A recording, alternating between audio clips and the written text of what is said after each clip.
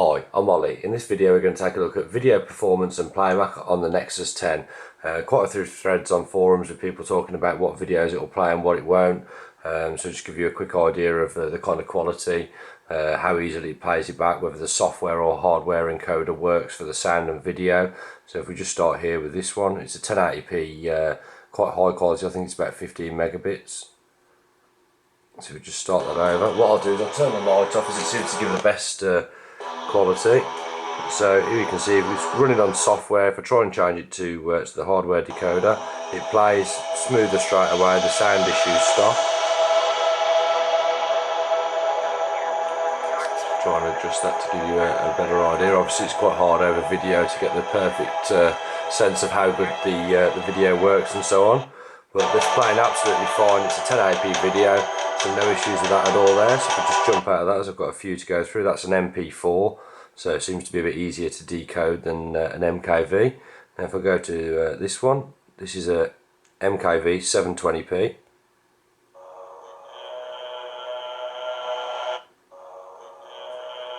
So that's just slightly jumped at the start. It's running on software at the moment. You can see it's a little bit jumpy. Not too much, of just a few parts as it's starting getting playing. Try switching to the hardware decoder. So that's going to smooth things up. So again, that plays absolutely fine. We seem to have lost sound now. So if we go to here and we take off the hardware decoder, hopefully that will kick it back in. It's a world locked and cold at the height of the last great ice age, and becomes part of mainland Asia. So as you can see, that's playing absolutely fine. Let's carry on with the test. So this is a 40 megabits per second 1080p ripped directly from a Blu-ray, I believe, and just encoded as MKV H264. Let's play that with MX Player. I'm welcome for any feedback on better players to use, anything like that, anything I'm doing wrong, more than welcome. So flick this again to hardware. That's playing absolutely fine. Resolution's very impressive there. If I just flick it to the actual 100%, it's the detail there is really impressive. Stretch it back to the screen, as obviously that's how you're going to want to watch most things. There's no sound on here, it's just purely a video test. So that's that runs absolutely fine as well. Now for example, if I pick something, say like this is Dexter, so it's a 720p download. This is ripped from a Blu-ray, I believe. It's MKV. So just start this over. So if I try and flip that to hardware decoder, yeah, that's working with that. I haven't got any audio, so take off that.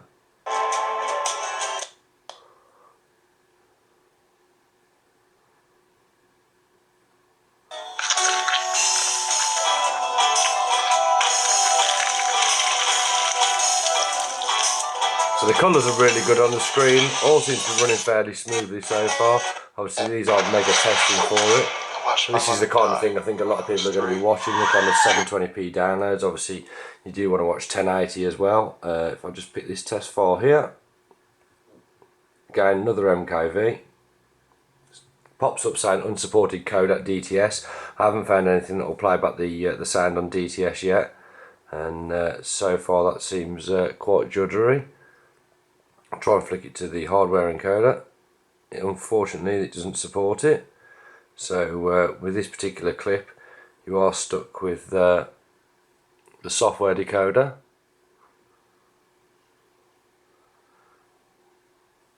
Doesn't seem 100% smooth, but it's pretty much watchable. It's quite an interesting clip, to be fair. See, on panning shots like that, definitely a little bit of judder, not as smooth as some of the others. So this is a movie file, 1080p. Just play that again.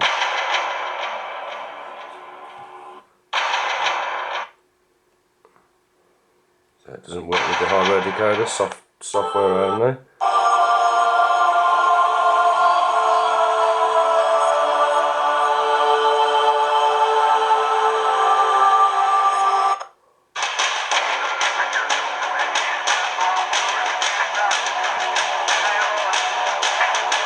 So overall, considering that's being software decoded, that seems to work pretty well.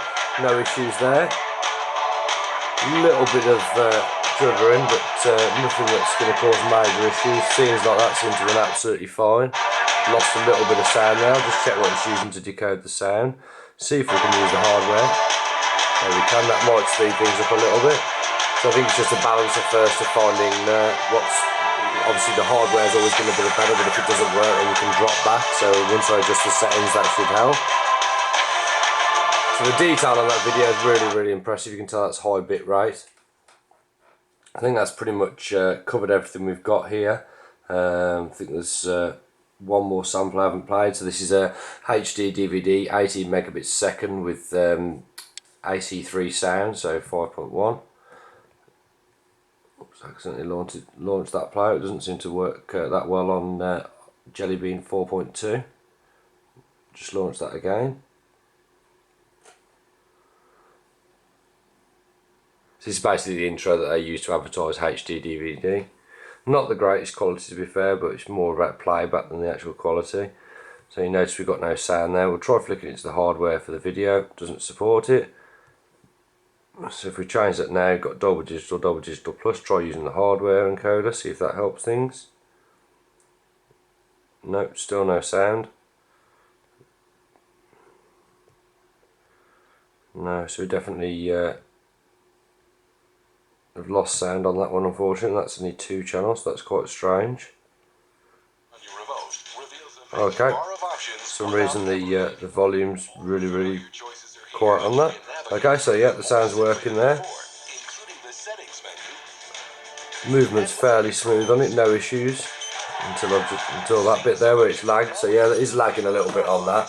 So hopefully this is pretty much as software updates improve, and like MX Player wouldn't work at first within a day. It's working absolutely fine, so it's quite interesting to see they're working on it that quickly.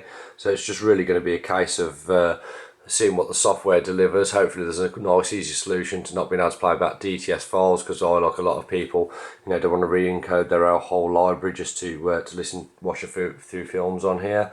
So overall very impressive, but a little bit of work still needed. So if this video has helped, if you could like it on YouTube, it'd be much appreciated. If you've got any questions or comments or feedback, any improvements I can do, if you post them below, I'll answer back and take those on board as quickly as I can. And if you're interested in Nexus 10 case reviews, accessory reviews, tips like this, or just general videos on technical devices, if you subscribe to my channel, I'll keep you updated on any future ones I do. Thanks a lot for watching.